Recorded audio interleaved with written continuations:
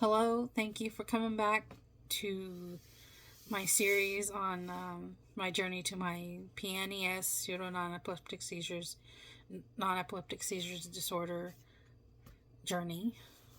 I want to first say thank you to my latest donator. Your donation is very much appreciated, and I wish nothing but blessings for you and your family.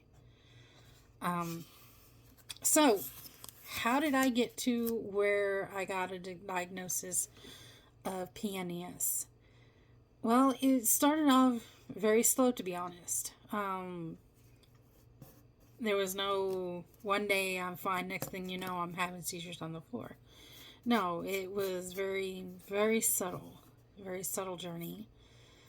I had a fall in December of 2023. I was with my family. We were leaving Walmart when I felt this change come over me from the head down. I was like, "Oh, you're tired. We need to finally go lay down and go to sleep," because because when I got home that morning from work, I hadn't really slept. I laid in bed for a couple hours and then it's like, okay, I'm not sleeping, so we're just going to carry on with the day. That might have been a mistake, because later that night when we were shopping, and the urgency that I knew that something was wrong was my family could really tell that I was in a bit of a distress. So I tried to go outside. Boom, no. Took a few steps and I blacked out. I had a mini blackout. It wasn't a full and complete blackout, but I blacked out. So I scared the cashier at Walmart. I scared my son because he just watched his mom just to the floor. All right. When the EMS came, I told them what had happened that day, and I said I just wanted to go home because I'm not worried about what's going on. I just figured it was fatigue and not taking my medicine like I should have. Very bad of me. So the rest of December goes by without a problem. January, there was some stress at work, but typical job stuff for security work. Things really didn't start until February. Around February 4th of last year, I had an episode at work. I called my supervisor, asked my supervisor, hey, this happened to me. I don't think I can finish out my shift. May I go home? And I was told I can go home. And so instead of going straight home, to rest and everything, I went to the hospital. Because I wanted to make sure I was okay. So get home to the hospital, and I got in very quickly because it was super early in the morning. There was nobody there hardly except staff and hospital security, and go in, get the blood drawn, get me on a pulse oximeter. The thing they put on your finger to measure your pulse and your oxygen levels. And they had me chill out in the trauma bay. And they were like, "Hey, we're gonna do this CT scan. Is that okay? Is that good?" It's like, "Yeah, sure. Let's get a CT scan." I don't remember if they did it with contrast. They probably did, but it came back clear. There was nothing wrong going on with my head. So they're like, "Okay, we're gonna release you. Go home, get some rest. You'll be fine. If you're feeling fine, go to work. But we do encourage you to go to an ENT, because during my workup I had mentioned that I had a history of Basal Paroxysmal Positional Vertigo, BPP Vertigo." I said, "Okay, cool." Next couple of days I called around, got a referral, and by the time I got to my referral, I was feeling things were starting to ramp up, so to speak. I was starting to feel worse and worse very slowly.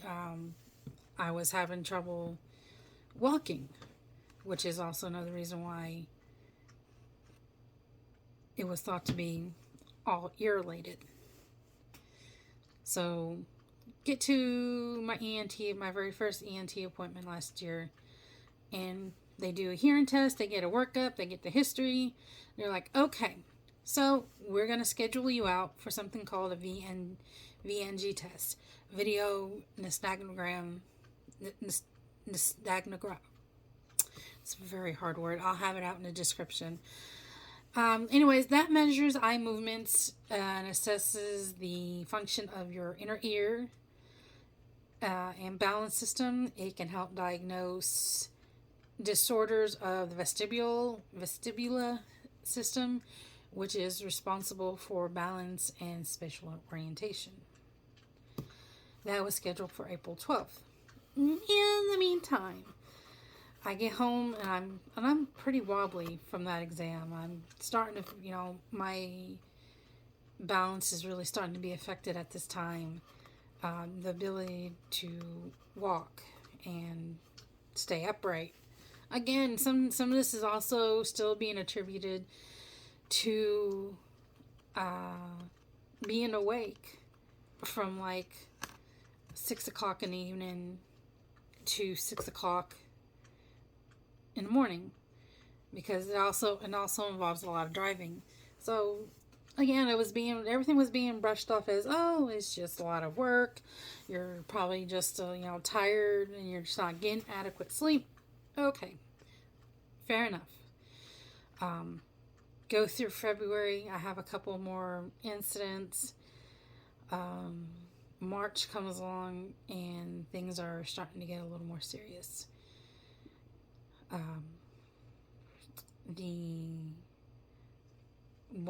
When it was really serious, it was the day before my son's birthday in March. I'm at work, 4 a.m. hits, and all of a sudden I get the biggest dizzy spell I got at work. Because again, at this time, we would think in dizzy spells. And I actually radioed my supervisor, and I said, I need to go home. I said, I'm not feeling very well. I said, I'm feeling off kilter. And by the time my supervisor got there, I literally fell right in front of him. He got out of his car. I got out of my vehicle. And I just kind of fell. And it was scary. It was very scary. I probably scared my supervisor pretty good too. And he was like, yeah, you need to go home. He said, you can go home. It's like, awesome. So 4:30, clocked out. It took me 2 hours, almost 2 hours to get home. It took me 2 hours to get home because I was feeling so poorly. I drove like 20 miles under the limit. What should have been like an hour and a half ride home turned into 2. And the next day I missed a very important event for my son. And it was because of whatever's going on with me.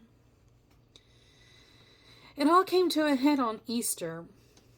And what do I mean by coming to a head on Easter? Well, I was not feeling very good that day. By the time evening rolled around, usually I stay up at night to tire myself out, do some things around the house, do some dishes, all that good stuff. And my sister-in-law looks at me and says, "You're not looking very good." And he says, "You're wobbling." And I say, "Yeah, I know." I said, "I think I'm going to go to bed and I'll just kind of deal with it the next day. Just try to wake up early enough to where I can stay up, go to sleep, get enough sleep before work." I didn't get that far. About an hour later, I had 3 fall downs. I fell 3 times. And the third time, my sister-in-law says, "You're going to the hospital." And that was, I would have to say that is the kickstart, the true kickstart of my journey to my diagnosis. And I'm going to stop here for right now.